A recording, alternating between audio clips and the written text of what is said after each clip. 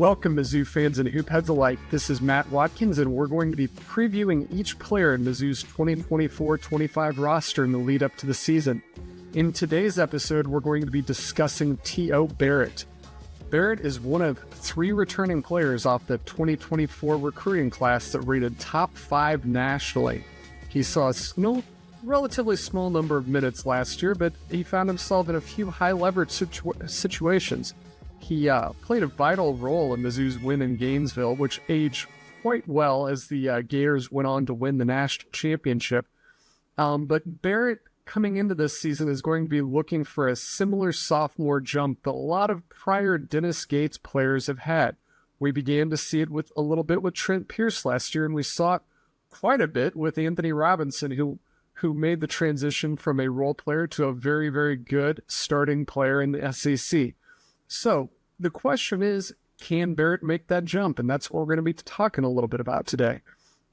Just as a bit of background, T.O. Barrett is a sophomore guard. He checks in at 6'4", 200 pounds. He's out of Edmond, Oklahoma, and he played his high school basketball with Edmond, Oklahoma High School until transferring to Link Prep in Branson.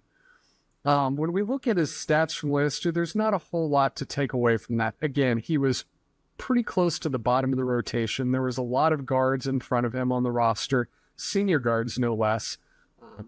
So when you look at his numbers, they're not altogether that impressive. He averaged about 2 points per game, about a 0.5 or so rebounds a game, and the same in assists, and he averaged 0.3 steals per game. Now, as far as where he checked in on the roster last year among Mizzou players, he played about 7.5% of minutes, which rated 13th most. His 18.6% usage rate rated 10th among all Mizzou players last year. He did have a pretty healthy 112.7 offensive rating, which was 11th best on the roster. And his EFG, his effective field goal percentage, was close to 60%, which actually checked in at near 5th best of all the Tigers last year. And one thing that we've kind of come to look at with Mizzou's guards, and I think is going to be a big factor this coming year, is his free throw rate, how often he got to the line. And he did that. His amount of free throws compared to his amount of field goals was 50%. And that rated 7th best. He was pretty good at getting to the line when he was on the court. And when you look at his overall statistic, his BPR, the Bayesian Performance Rating, he was a 1.16, which was 14th best. And we'll talk a little bit about why that was lower than some of the other players as we get into the film. But before we do, let's talk about what type of role we can expect for T.O. Barrett next year. And I think he's going to be one of the storylines to watch. From all accounts, he had a pretty good summer this year. We know guys get better the longer they're in the program, and there's really that jump between first year and second year players. We saw it with the freshmen last year, and we also saw it with guys like Tamar Bates and Caleb Grill, who, although they weren't sophomores, were seniors who had been in the program for a second year, and you really saw them make a pretty big jump. So, you know, when you look at him as a player, on the surface, he's somewhat of a similar player to Sebastian Mack, just a little bit less accomplished. How he's able to expand his offensive game, I think, will be key. He's shown glimpses of being a true point guard, which I was caught a little bit by surprise on last year. I thought him more of a combo guard, but he really impressed me in the way he was able to control the pace of the game, play on the ball, and get others involved. He will need to show a little bit more of a expanded scoring repertoire. He was good at getting to the rim. His jump shot was largely non-existent. So how that can translate into the next step for him will be big. His defensive metrics, which again, the BPR gave him kind of a knock on, they weren't all that good, but I think part of that was his role. He was often thrust into situations where Mizzou was down, and we'll see that in the film. And he also had some tough assignments. He was often called on to guard one of the opponent's best players, especially their guards. So, that has to be taken in context with such a small sample of defensive numbers. But when you look at him, you see impressive quickness, physicality, and communication especially, which is impressive for a freshman. So when we move forward to what his projected numbers look like next year, I have him at 28.7% of minutes, which would be eighth most on the team. Again, about an 18% usage rate, which is similar to what he was last year, which would be eighth highest.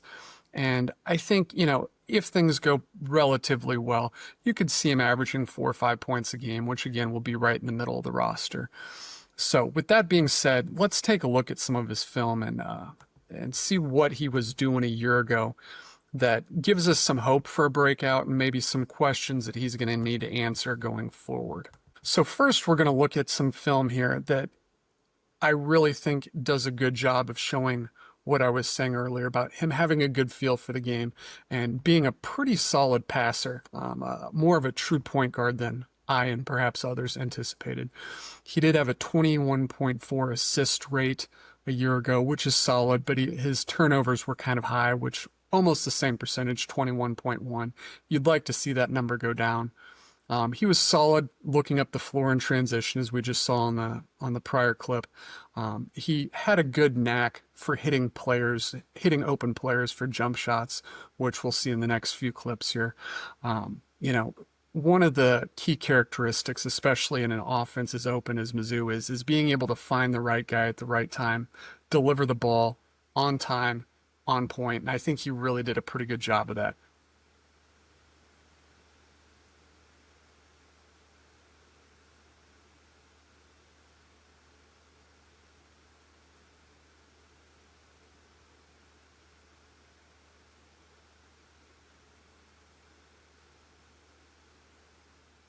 And as you're seeing, some of these games he was getting mostly mop-up duty against Auburn. Tough call, having to go in on the road first game down 20, but he handled himself well.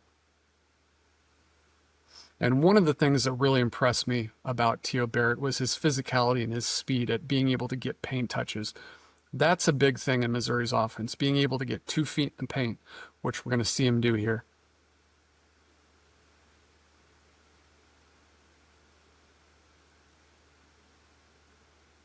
He was physical in getting to his spots. He had the ability, the burst, to get by perimeter defenders to get to his spots.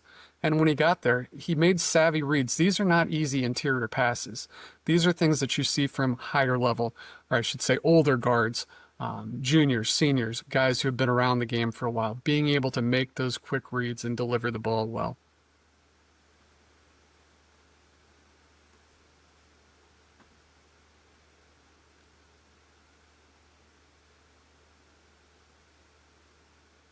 And one thing I thought Barrett did perhaps better than any player on the roster last year was being able to hit rollers out of ball screens. Mizzou didn't have a really consistent force there on guys who were setting the screens rolling to the basket, but Barrett had a way of finding them. And these are not easy passes to make.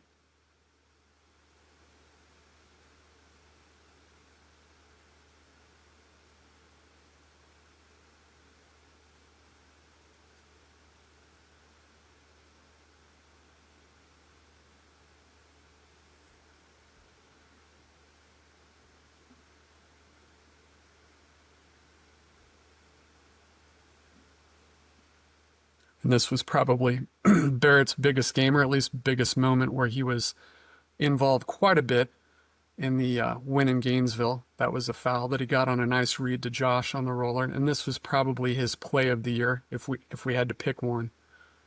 Again, Anthony Robinson had foul trouble. Tony Perkins had been ejected for a rule that is being changed this offseason.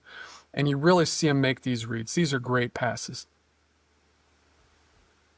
So now that we have a feel for what he can do offensively, here's some of the question marks I think I have for him. And that's what he can do shooting the ball. He did a pretty good job last year of getting to the rim and finishing. When you look at guards, especially with his physicality, that's big. Being able to get to the rim, get to the paint, and finish at the rim. Those are important characteristics.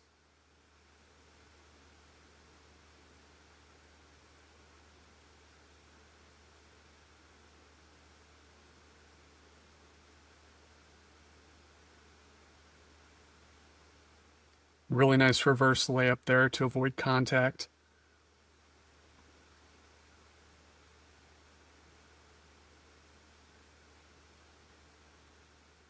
So, as we can see, he's got the goods when it comes to going to the rim. But when he doesn't get there, that's where the questions arise. Can he get the jump shots to go down? This is a tough shot. That's not a shot you want him taking. Anything that wasn't going right at the rim, he really struggled with in his individual offensive game. I believe overall last year he took 5 jump shots and made 1.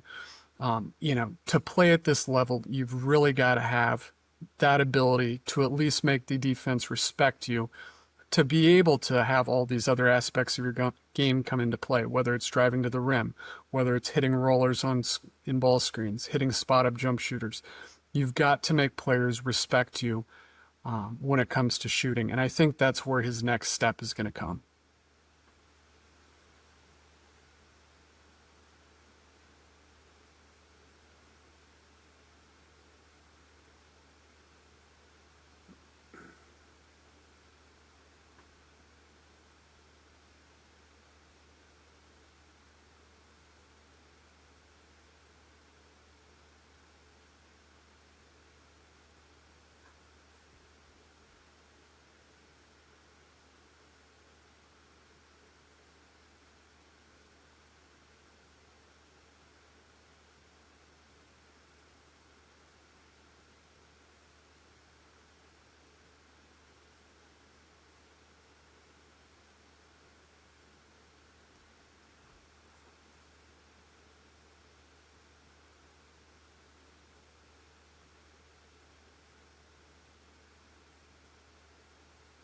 All right. And I believe this last clip here that we're getting into is his lone jump shot make. But again, he didn't play a lot of minutes. He didn't take a lot of jumpers, but those small things, just being able to have that threat, the ability to make defenses respect you, is what's going to unlock the rest of his game. I think he can be a quality backup option up until that point, but if you want him to be more than that, I think that's where the next step's going to have to come.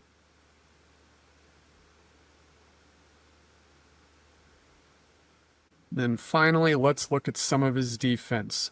Before we get into this, his defensive numbers weren't good. And again, I think a big reason for that is players just made some tough shots, and he wasn't on the court enough to get that sample size to where his size, athleticism, defensive abilities could really shine. He played a good season. He showed a lot of things on defense, but the results weren't quite there. And I think that's one way that you can look for him to improve this year, is that those attributes are going to come out. I believe that. And when we watch the film, we can see it here. He's active with his hands. He moves his feet well. He's a physical defender. Contests well without fouling.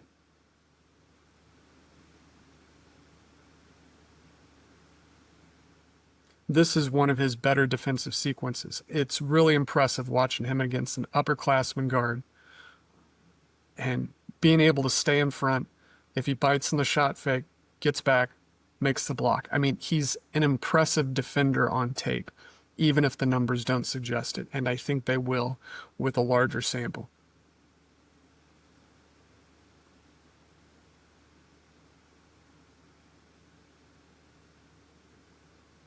Again, does a good job contesting, making players have tough rim finishes, even as a guard. If there's one area I think he can improve on next year defensively, is being a little bit quicker and reacting to ball handlers turning the corner. Here you'll see Tremont Mark be able to get by him.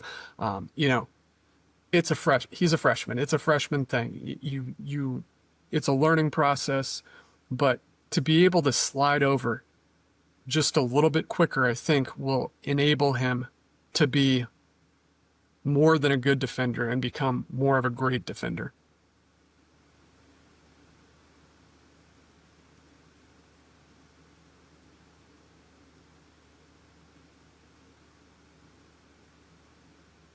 Again, just a slight lapse where he allows Bennett Sturts to turn the corner just ever so slightly, and that's all it takes at this level, is you've got to be able to shut that off before it happens.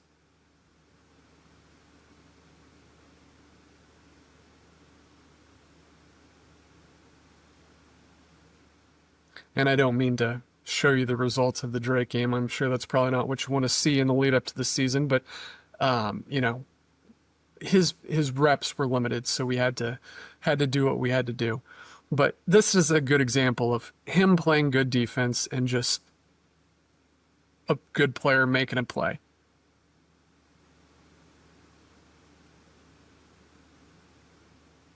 He's where he needs to be. He shuts off the drive. Sturts hits a runner over him. I mean, you can't do anything more defensively than what he was doing there.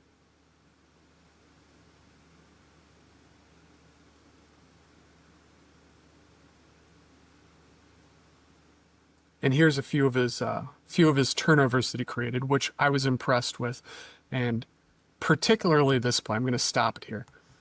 I want you to watch T.O. Barrett through the entire play here. The ball's going to be inbounded to Janai Broom. He's thinking about going over and swipe, but he doesn't do it.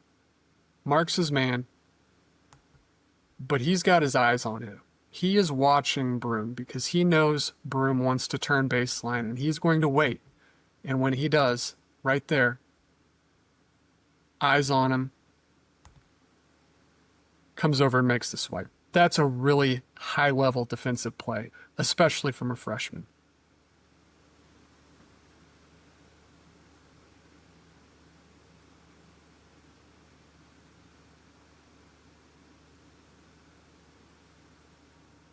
Steps in front, good anticipation of the pass. Here he is in the near side of the screen. Keep an eye on him. He's watching the ball. And before we get there, actually, one thing I haven't pointed out yet, he communicates well defensively. Just watch him. He's yelling out where players are going, communicating with his teammates. He's paying attention, and that's a big thing. That is a really big thing. And this last clip here, I would say, is probably his best defensive play of the year. I just want you to watch all the efforts. Here he is on Elijah Martin. He's going to stop the ball. Point number one. He's going to dig down on the dribble drive. So stops the ball. Helps the ball handler. Cuts that off. Gets knocked down. Gets back up. Has active hands to tip the pass away. That is what you get with T.O. Barrett when he's playing at his best. So that's all I have for you on Barrett today. I hope you enjoyed it. We're going to be rolling through a number of these in the coming weeks, so stay tuned for all the player previews. These will all be made free to everyone, public and Rock M Plus subscribers. So I hope you enjoy them. If you have any comments or questions, let us know, and we'll try and do things better if we can in the future. So with that being said, we'll see you next time. Thank you, everyone, for tuning in to Rock M Radio, a proud partner of Fans First Sports Network. Rock M Radio is the official podcast network of Rock M Plus, a new and exciting subscription service provided by me and the other voices of Rock M Radio. Please take a few moments to head over to rockm.plus and sign up for an account today. The cost is only $5 a month, and benefits include access to our live podcast, a subscriber-only message board, weekly newsletters, and more. If you enjoyed this episode of Rock M Radio and would like to see more just like it beamed directly into your personal device, make sure to click the subscribe button below and tell your friends. Our podcast feed is available through the Apple Podcast app for iPhone, Google Podcast app for Android, whatever app you listen to your podcast. You can also find Rock M Radio on Spotify. If you're looking for a podcast about your favorite team that is not Missouri Tigers, Fan First Sports Network is your answer. A full podcast network loaded with the team-specific podcasts covering Major League Baseball, the NFL, NHL, NBA, MLS, and more. And we'll be back with more episodes of Rock M Radio coming to you soon.